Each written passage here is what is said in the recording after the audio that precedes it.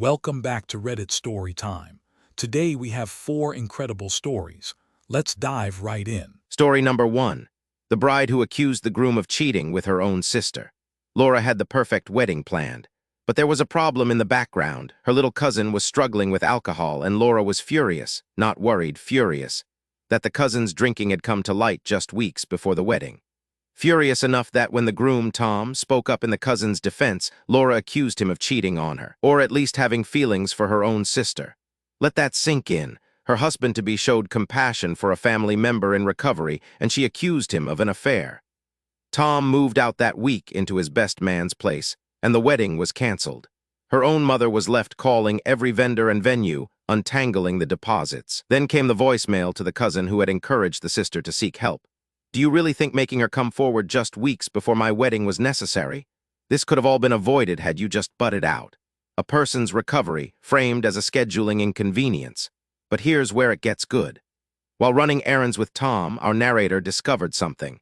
The reason Tom fell for Laura was her volunteering at a soup kitchen. Except Laura wasn't volunteering out of kindness. She'd been court-ordered there. 300 hours of community service stemming from an incident at college. The whole kind-hearted persona was a facade built to land a man from a very wealthy family, and when they left the post office, Laura was waiting in the parking lot. She'd installed a tracking app on his phone. She went off, screaming about him cheating with her sister and her cousin. Tom snapped. He couldn't believe he'd been about to marry someone so heartless toward her own family. New phone, new number, and the final twist, this genuinely good guy arranged free outpatient aftercare for the cousin and offered to pay a full year of her rent and utilities so she could focus on recovery.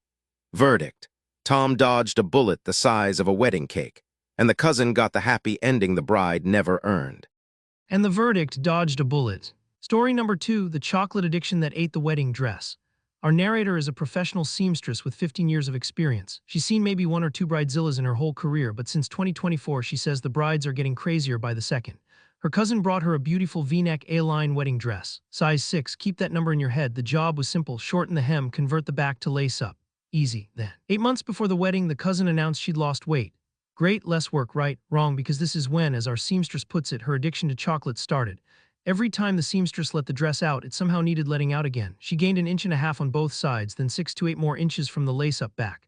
And whenever she mentioned the shrinking mystery, Bridezilla mode activated over a missing bead that was never missing. Design changes reversed the following week, demands stacked on demands. Meanwhile, the flower arrangement she insisted on making herself, nothing started 3 months out. The bridesmaids all showed up at once 3 weeks before the wedding, but their fixes were minor. The bride, though, the straps were suddenly too tight, then the bodice. The seamstress rebuilt the entire back, dropped back instead of lace up. Beautiful, done 7 days before the wedding. The bride drops the final bomb: the waist is too high. The seamstress's jaw hit the floor, her only remaining move, adjustable shoulder straps, and after all of it, the dress finally fit. That's when the bride confessed she was addicted to chocolate. Ate it when things didn't go her way, when she was upset, when she was happy. She went from a size 6 to a size 14 over the course of her engagement. And on the wedding day, an outdoor wedding. Scheduled for 2 p.m. at 1:30, the rain started. 30 millimeters. It rained all afternoon and all night. Verdict: Seamstress of the Year, surviving both a chocolate-fueled resizing marathon and Mother Nature's review. Oh, in update 2, the seamstress showed the bride this post. She laughed. They're fine, happily married. Some bridezillas are just stressed humans having a moment, some. And the verdict: Seamstress of the Year. Story number 3. Cried poverty for free rings, then flashed a Cartier at the altar. This story is a masterclass in exploitation, told by the maid of honor who lived it. It started with an honor. Would she be the bride's official witness? A sacred role, she thought. She co-organized and co-funded the bachelorette party. Then came the rings. The bride insisted tradition required the 4 witnesses to buy the wedding rings. She agreed, assuming a 4-way split. Later she learned the German witness had quietly backed out of paying entirely. 3 of them footed the whole bill. The bride didn't care. She got her jewelry. About that tradition, 2 days before the wedding, the groom asked the friends to organize a traditional pre-wedding serenade under the bride's window. The bride threw a fit, not her style, and it was canceled. Tradition, it turns out, was only mandatory when it benefited her wallet. Throughout the preparations, she constantly cried poverty. The budget was incredibly tight. She got her wedding dress completely paid for by a childhood friend from the orphanage they grew up in, who also provided a free Porsche ride to the venue. And then, on the night of the canceled serenade, right after months of poverty talk, she flashed a brand new Cartier watch. in the faces of the people currently financing her rings. But the climax came at the civil ceremony itself. The moment arrived for the witness to sign, and there was nothing to sign. No register, no document, no legal role. She was never a witness at all. She was a financial cushion, a free labor source, and in her own words, an aesthetic prop so the witness chairs wouldn't look empty. After the wedding, not one thank you text. Verdict: cutting ties was the only correct answer, and a lifetime supply of validation that if a tradition always seems to end with you paying, it's not tradition, it's an invoice. And the verdict: cut ties, well played. Story number 4. Demoted from MOH for answering a question she wasn't supposed to. Our narrator had known the bride for over 10 years. The bride asked her to be maid of honor at a December wedding. Then, in the wedding party group chat, a bridesmaid asked the group, "What dates work for everyone for the bachelorette?"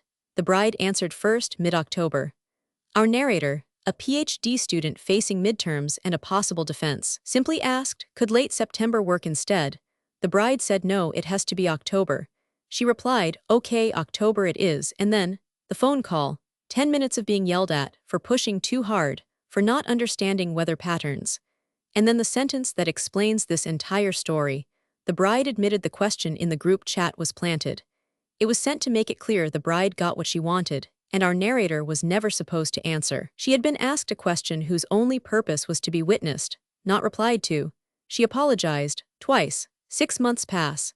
She gets a text. The bride wants to make changes to the MOH position. She doesn't feel supported. During that call, context the narrator had been holding back finally came out. Her mother's chemotherapy had stopped working.